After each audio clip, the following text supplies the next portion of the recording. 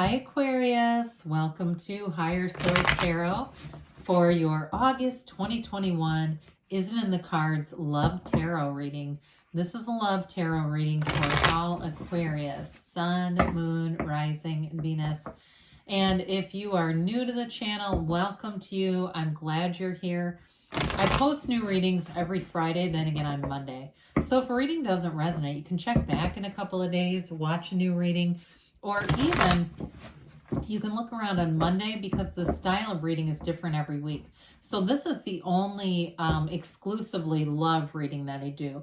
So if you're looking for a general reading, I have plenty of those posted. And again, readings are timeless. We date them because it's our human inclination, but I'd say what is meant for you will not miss you. And if something speaks to you, I'd say watch it. Thanks to all of you too for your support. I so appreciate that. I love the tarot. I've been reading tarot for over 30 years and I'm not going to stop anytime soon. And if you like tarot and you like this channel, I'd love to invite you to subscribe to Higher Source Tarot and then you won't miss a thing. All right, what advice do you have for Aquarius, Sun, Moon, Rising, and Venus about love? What messages do you have for Aquarius about love? What does Aquarius need to know about love, please? Okay, there we go. We'll begin here by pulling 3 cards to represent your energy, 3 cards for the person you're attracting, 3 cards on the advice. You've got the Wheel of Fortune. I feel like I haven't seen that in ages. With the 2 of Pentacles and the King of Cups. They have the Queen of Pentacles, the 6 of Pentacles, and the Chariot. Your advice, you've got the 3 of Swords, the Knight of Swords. Ooh, this is interesting. Definitely an airy reading here. Well, there may be something here, some kind of information that moves things forward, especially if it was a breakup with that 3 of Swords here.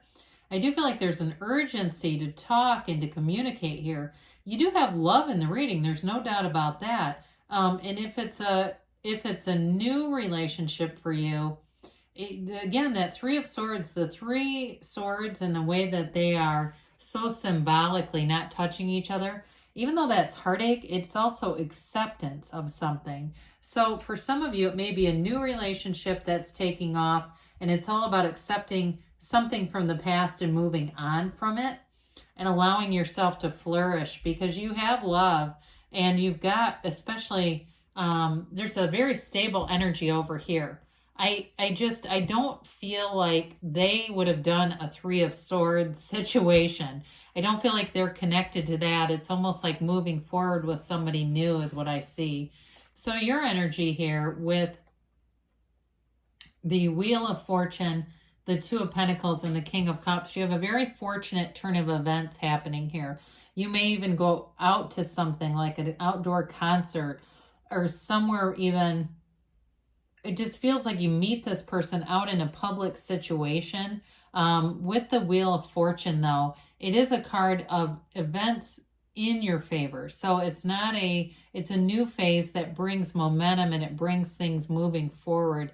And there's a maturity here. And so with this, it's very high vibrational energy. And one thing we like about that is when you manifest a relationship in a high vibrational place, those are the relationships that are sustainable, especially with the earthy energy that's also here. You do have Cancer here, by the way. Cancer, you've got earth. You've got a lot of air in this, but you do have a little bit of water too. So with this, and maybe the air is you. That may also be it. But anyway, with this, when you're getting a relationship out of a low vibrational place, they don't tend to last. It's like that you can get it to happen, but then it's like it's just not sustainable. I do feel like this energy really picks you up. So especially if you're healing from heartache, that 2 of Pentacles, I do see somebody at like a boardwalk or something like that where it's an atmosphere. I keep seeing this of a lot of people. And it's even like those carnival games or rides and crap. I don't necessarily recommend those, but I'm just saying if you're in that environment, you can still have some cotton candy and meet somebody attractive.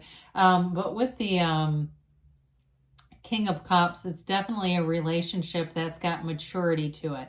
So even though the event or the situation may be a fun, place where you meet them, they have depth, okay?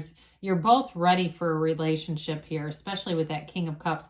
It's an unconditional love. It's really being down to earth. It's you being down to earth, and they have it very much in their energy, this down to earth, very approachable type of energy.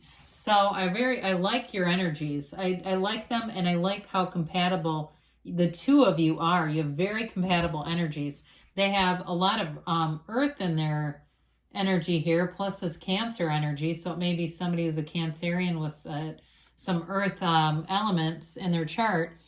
The Queen of Pentacles is also very down to earth, okay? It's an energy of somebody here who invests in things. They put the time in things. They don't expect anything for nothing. They've put the time into developing their life. They know who they are, and they know what they're looking for. They would never get into a relationship that they didn't think was the right thing for them. They're not somebody who just goes out and dates just anybody and they're going to say, oh God, I don't know why I was with that person. You know, when you find some ex and you go, whoa, what was that about? You know, that makes no sense. They don't do that kind of stuff. They would rather be single than be in something that was uncomfortable. I feel like too, they may like finer things in life. They may like travel or, you know, fine wines or nice cars. And I'm not necessarily trying to paint a picture that money is everything to them, because I feel like they work hard for it. It's not like they just get everything handed to them. So with the Six of Pentacles, it is a card of balance, symmetry. They like to give back with both that Six of Pentacles and the Queen. And it may even be giving back to their community, donating things here and there. I do feel like they have a real connection with that, though. They like to do things for other people, too. They're not shy about it. They're not showy either, but they're generous.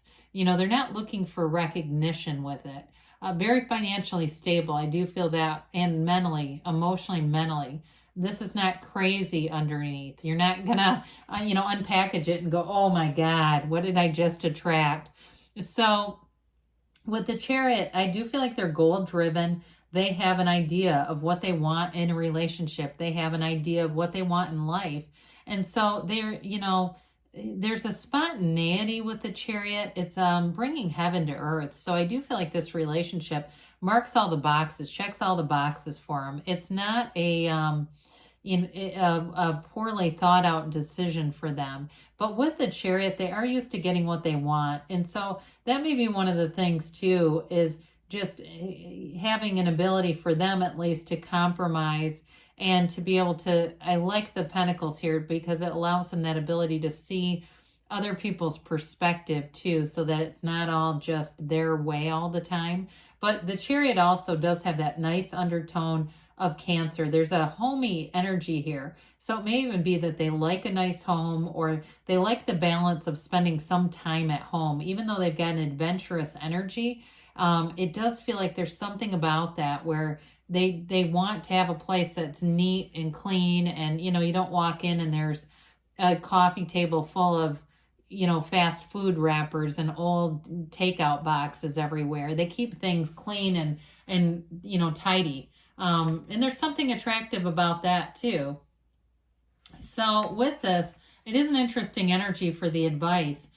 There's definitely communication, and talk about like a build with the Page and the Knight. Now, if for some of you, we talked about that Three of Swords, and accepting heartache from the past, letting go of it.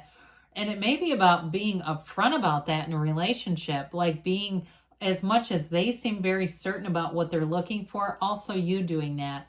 Being very clear about what kinds of things you need in a relationship. Those 5 love languages can be important for people.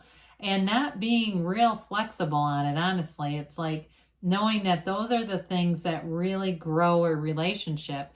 Now with this too, that Knight does want to move forward, boy. It's like kind of an impulsive energy. So we do have to be we have to be a little careful with that, not to be overly brash or, so direct that it's scary. But with the Page of Pentacles too, he's ready for an adventure. He's still a little protective, It's like he's ready for an adventure, but he still kind of looks around and doesn't just race forward like the Knight, right? So that does add a little bit of caution. It makes things you know, just the delivery of any communication softens a little bit with the page where it's not quite as intense. But either way, I do feel like you have communication about this and moving it forward. So there's definitely love here, but I feel like there's been some pain in the past.